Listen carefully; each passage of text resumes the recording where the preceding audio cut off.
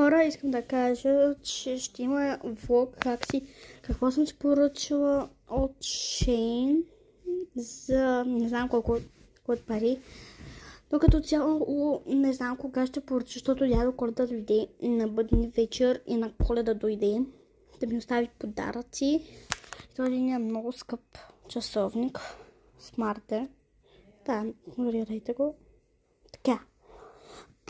И като цяло, може би ще го поръчаме някъде, когато е март, април, май, юни, юли, август, септември, октомври, ноември и декември. Някъде към 25-та година, някъде там ще го поръчам. Да, като цяло няма да е на бъдни вечер, на бъдни вечер, на нова година, защото така.